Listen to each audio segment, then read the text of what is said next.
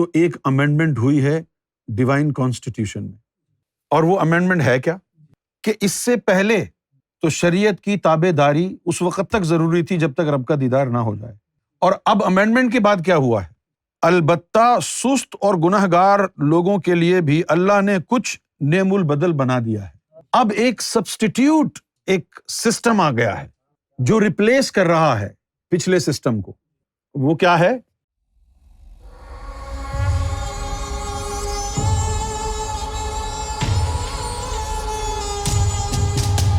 اب جو میں کہنے والا ہوں جملہ جو ہے وہ 2 لائنیں ایسی ہیں کہ جن لائنوں کو آپ نے اپنا انڈیویجول قرآن بنا کر کے رکھنا ہے، ان لائنوں کا تعلق اس زمانے سے ہے۔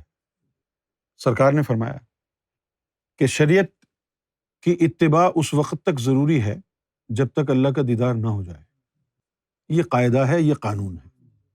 سرکار گوہر شاہی جب تشریف لائے ہیں تو ایک امینڈمنٹ ہوئی ہے ڈیوائن کانسٹیٹیوشن میں، اور وہ امینڈمنٹ ہے کیا کہ اس سے پہلے تو شریعت کی تابع داری اس وقت تک ضروری تھی جب تک رب کا دیدار نہ ہو جائے، اور اب امینڈمنٹ کے بعد کیا ہوا ہے؟ البتہ سست اور گنہگار لوگوں کے لیے بھی اللہ نے کچھ نعم البدل بنا دیا ہے۔ اب ایک سبسٹیٹیوٹ، ایک سسٹم آ گیا ہے جو ریپلیس کر رہا ہے پچھلے سسٹم کو۔ وہ کیا ہے؟ سست اور گنہگار لوگوں کے لیے سبسٹیٹیوٹ بنایا گیا ہے۔ سست کون ہے؟ جن سے یہ محنت ہوتی نہیں ہے نفس کو پاک کرنے کی، چلے مجاہدے جن سے نہیں ہوتے، جو جنگلوں میں نہیں جا سکتے، یہ سست ہو گئے نا۔ اور گنہگار جو گناہوں میں ملوث ہیں لیکن ہیں بھی وہ ازلی روح، ازلی مومن، تو اب ان کے لیے ایک ریپلیسمنٹ آ گئی۔ یوں سمجھ لو کہ یہ تجدید ہے۔ اچھا، اب وہ ہوئی کیا ہے؟ تجدید کیا ہوئی ہے؟ نعم البدل کیا ہے؟ جو سبسٹیٹیوٹ آیا ہے وہ کیا ہے؟ پہلے تو شریعت کے بغیر ایک قدم بھی آگے نہیں بڑھ سکتے تھے، طریقت اپنائی نہیں جا سکتی تھی بغیر شریعت کے، لیکن اب امام مہدی علیہ الصلوۃ والسلام کی ذات والا کی وجہ سے جو رعایت کائنات کو ملی ہے وہ یہ ہے کہ اللہ کے نام کا قلبی ذکر ظاہری عبادت اور گناہوں کا کفارہ کرتا رہتا ہے۔ کیا مطلب ہوا اس کا؟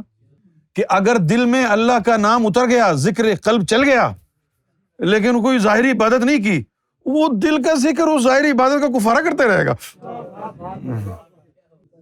اگر ذکر قلب چل گیا تو 2 چیزوں کی خلاصی ہو جائے گی۔ نمبر 1، آپ نے ظاہری عبادت نہیں کی اور گناہ کر رہے ہیں۔ ذکر چل گیا تو وہ جو ظاہری عبادت نہیں کی تھی نا آپ نے، اس کو دھو دے گا، ذکر قلب دھو دے گا کہ باطنی عبادت تو کر رہا ہے یہ۔ اچھا، اب یہ دھوتا کیسے؟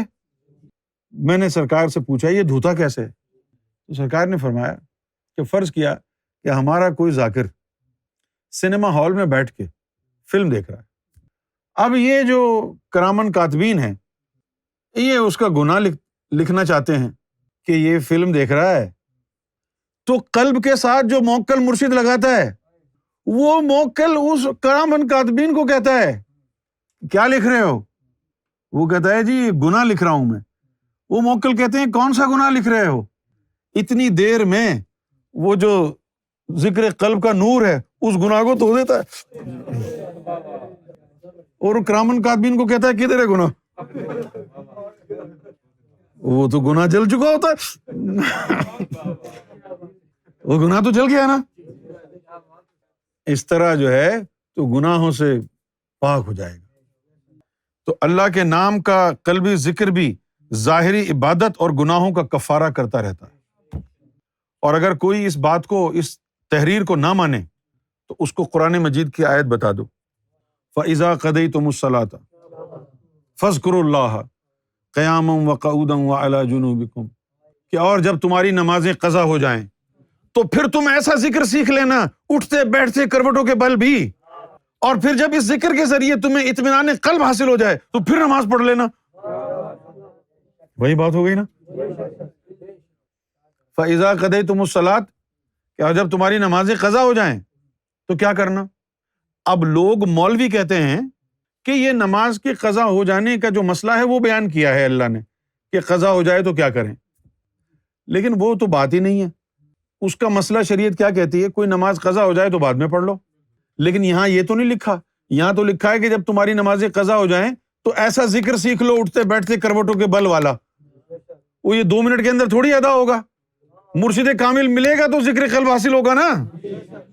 ہاں، جب تم کو پتہ چلے کہ تمہاری نمازیں اوپر نہیں جا رہی، وہ چھوڑ دو ان نمازوں کو، ایسا مرشد ڈھونڈنا شروع کر دو جو تم کو اٹھتے بیٹھتے کروٹوں کے بل ذکر اللہ سکھا دے۔ اور پھر جب اس ذکر کی وجہ سے فَإِذَا أَطْمَأْنَتُمْ، اور پھر جب تمہیں اطمینان قلب حاصل ہو جائے، فَقِیمُوا الصَّلَاةَ، پھر نماز قائم کرنا۔ وہی بات ہے نا جو سرکار نے لکھی۔ ایک چیز ذہن میں رکھنی ہے کہ یہ جو فرض ہوتا ہے، اللہ تعالیٰ نے جو فرض رکھا ہے نا، خاص طور پر نماز کا، یہ وقت کے ساتھ ادائیگی فرض میں شامل ہے۔ اگر وقت پر ادا نہ ہوا تو وہ قضا ہو گئی، ختم ہو گئی، اب اس کی ادا شدہ نہیں ہوتی۔ اچھا، اب قضا ہو گئی تو مطلب اس کا معنی کیا ہوا کہ آپ نے نہیں پڑھی نماز، آپ ذاکر قلبی تھے، نماز پڑھتے تو وہ نماز قلب اوپر اللہ کو بھیج دیتا، آپ نے نہیں پڑھی تو اس نے نہیں بھیجی، یہی ہے نا بات۔ اور جب آپ ذاکر قلبی ہیں ہی نہیں تو پڑھتے رہیں پھر بھی نہیں جائے گی نا اوپر، تو قضا ہی ہو رہی ہے نا۔ کہ اگر آپ ذاکر قلبی ہیں، مومن ہیں، تو نماز پڑھیں گے تو یہ قلب نماز کو اوپر بھیجے گا نا، تو پہنچ گئی وہ۔ اور جب نہیں پڑھی نماز تو نہیں پہنچے گی نا، جو نہیں پڑھی نہیں پہنچی تو وہ قضا ہو گئی۔ اور یہ بندہ نماز پڑھتا ہے، اس کا قلب بھی جاری نہیں ہے، یہ پڑھتا ہی رہے، پہنچے گی نہیں نا اوپر، تو پڑھنے کے باوجود قضا ہے نا۔ بھئی ایک آدمی ہے، وہ کہتا ہے اپنے رشتہ داروں کو کہ میں آپ کو باقاعدگی سے خط لکھوں، یہ بھی وعدہ کر لیتا ہے اپنی فیملی سے، متیش بھی، کہ میں ریگولرلی آپ کو خط لکھوں گا، لیٹر۔ اور یہ تنویر بھی وعدہ کر لیتا ہے کہ میں ریگولرلی آپ کو لیٹر لکھوں۔ متیش لکھتا ہی نہیں ہے، اب اس نے لکھا ہی نہیں کوئی خط، تو کوئی پہنچے گا خط اس کا؟ ہیں؟ نہیں پہنچے گا۔ اور یہ جو تنویر ہے یہ باقاعدگی سے خط لکھتا ہے اور پوسٹ بھی کر دیتا ہے، لیٹر باکس میں ڈال بھی دیتا ہے، لیکن اس کے اوپر اسٹیمپ نہیں لگاتا، کیونکہ اس کو پتہ ہی نہیں کہ اسٹیمپ بھی لگتی ہے، لکھا کے انویلوپ میں بند کر کے ڈال کے آ جاتا ہے، اور مطمئن ہے کہ جی ہم تو ہر ہفتے لکھتے ہیں۔ اب مجھے بتائیے، اس نے لکھا نہیں تو پہنچا ہی نہیں، جب لکھے گا نہیں تو جائے گا کیسے خط؟ اور اس نے لکھ کے ڈال بھی دیا، اسٹیمپ نہیں لگائی، وہ بھی لیٹر باکس میں ہی پڑا رہا، تو رشتہ دار کیا کہیں گے؟ نہ متیش کی فیملی کہہ رہی ہے کہ وہ خط لکھتا ہے، نہ تنویر کی فیملی کہہ رہی ہے کہ وہ خط لکھتا ہے۔ ان سے پوچھیں تو یہ کہتے ہیں جی میں تو باقاعدہ لکھتا ہوں۔ یہی حال تمہاری نمازوں کا ہے۔ یہ جو نماز ہے اس کو ذکر قلب کے ذریعے، حضوری قلب، اس کو تمہارا دل یہ عرش الہی تک لے کے جائے گا نا۔ اور جب تمہارا قلب ہی حاضر نہیں ہوگا تو یہ نماز یہیں گھومتی رہے گی۔ تم اپنی نظر میں تو نمازی بن گئے، لیکن اللہ کی نظر میں نمازی نہیں بنے، کیونکہ اللہ تک تمہاری نماز ہی نہیں پہنچی۔ ایک تو پڑھ ہی نہیں رہا، اس کے تو چھوڑ دو گے پہنچے گی، اور جو دوسرا پڑھ رہا ہے اس کو بھیجنا نہیں آتی، تو دونوں کی یہیں رہی نماز۔ اسی لیے اللہ تعالیٰ یہ ان لوگوں کو کہہ رہا ہے کہ جن کی نمازیں پڑھنے کے باوجود قضا ہو جاتی ہیں، اللہ تک پہنچتی نہیں ہیں۔ فَإِذَا قَضَيْتُمُ الصَّلَاةَ، جب تمہاری نمازیں مر جائیں، جب تمہاری نمازیں قضا ہو جائیں تو پھر کیا کرو؟ کوئی یہ ٹیمپریری سولوشن نہیں ہے، یہ اللہ تعالیٰ نے سالڈ سولوشن دیا ہے ان نمازوں کا بھی جو نہیں پڑھی، اور ان نمازوں کا جو پڑھنے کے باوجود نہیں پہنچی۔ کیا سولوشن ہے؟ کہ فَإِذَا قَضَيْتُمُ الصَّلَاةَ، جب تمہاری نمازیں قضا ہونے لگیں تو پھر کیا کرو؟ فَاذْكُرُوا اللَّهَ قِيَامًا وَقُعُودًا وَعَلَىٰ جُنُوبِكُمْ، تو پھر تم اٹھتے بیٹھتے کروٹ و بل والا ذکر سیکھ لو۔ ہے نا قرآن میں الا بذکر اللہ تطمئن القلوب، کہ دلوں کو اطمینان حاصل ہوگا اللہ کے ذکر سے۔ تو اب آگے کہا ہے فَإِذَا أَطْمَأْنَتُمْ، اور پھر جب تمہیں اطمینان قلب کو حاصل ہو جائے ذکر قلب کے ذریعے، فَقِیمُوا الصَّلَاةَ، پھر نماز قائم کر لیں۔ قرآن نے تو اتنی چھوٹ دی ہے، ان کو بدنی کیا پریشانی ہے، یار یہ تو ذکر قلب کی باتیں کر رہا ہے، تو نماز تو پڑھتا نہیں ہے۔ ہاں، قرآن میں یہی لکھا ہے، پہلے یہ اللہ اللہ سیکھو، اس کے بعد نماز قائم کرنا۔ اب وقت آ گیا ہے کہ ان مولویوں کی جو ہے نا درگت لگائی جائے۔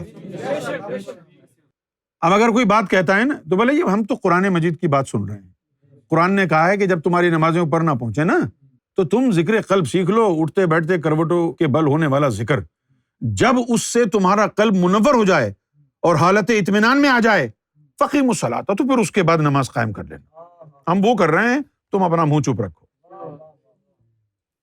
اچھا، اب یہ سرکار نے کیا پھر سبسٹیٹیوٹ دیا کہ اللہ کے نام کا قلبی ذکر بھی ظاہری عبادت جو نہیں کر رہے آپ اس کا کفارہ کر دے گا۔ یعنی اگر تیرا ذکر چل رہا ہے نا اور تو عبادتیں نہیں کر رہا تو وہ ذکر قلب عبادتوں کو ٹک لگاتا رہے، کہ ہو گئی ہو گئی ہو گئی ہو گئی ہو گئی۔ کیوں ہو گئی؟ پوچھیے کیوں ہو گئی؟ بھئی اس لیے ہو گئی کہ ہر وقت 24 گھنٹے دل کی اللہ اللہ عرش پر پہنچ رہی ہے، وہاں تو حاضری ہو رہی ہے، یہاں نہیں ہوئی، کرامن کاتبین کے پاس نہیں ہوئی، اللہ کے پاس تو حاضری ہو رہی ہے، تو اللہ کی نظر میں تو تم بالکل you're okay, you're good to go, اللہ کی نظر میں صحیح ہو، اور گناہوں کا کفارہ بھی کرتا رہتا ہے۔ اب یہ جو ذکر قلب سرکار امام مہدی گوہر شاہی نے دیا ہے، یہ ذکر قلب اور ہے۔ پچھلا جو ذکر قلب تھا وہ بغیر عبادتوں کے ملتا نہیں تھا، وہ بغیر عبادتوں کے، بغیر تزکیہ نفس کے ملتا نہیں تھا، اور یہ ذکر قلب کون سا ہے جو مل جائے تو عبادتوں کی ضرورت نہیں رہتی۔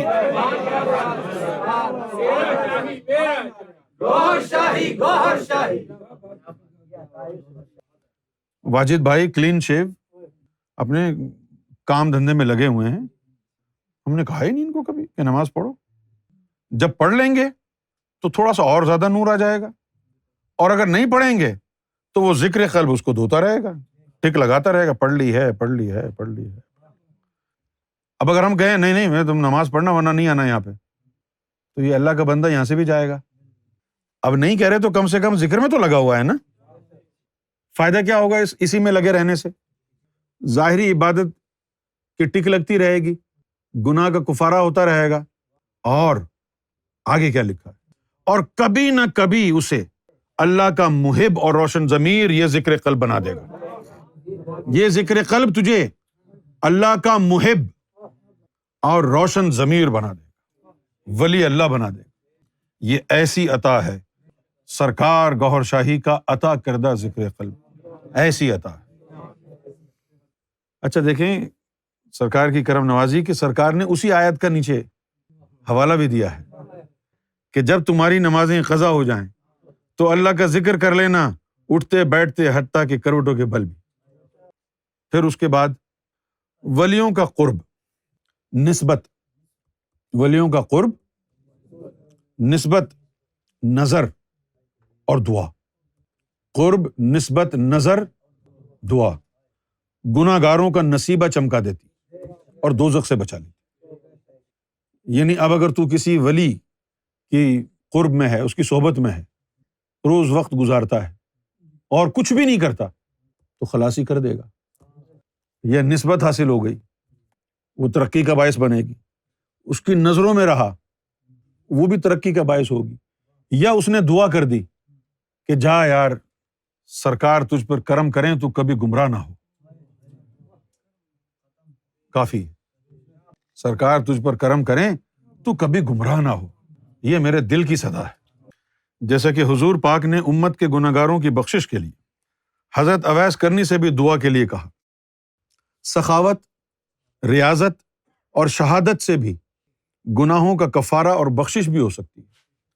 عاجزی، توبہ طائب، گریہ زاری بھی رب کو پسند ہے، جس کی وجہ سے نصوحہ جیسا کفن چور اور مردہ عورتوں کی بے حرمتی کرنے والا بخشا گیا۔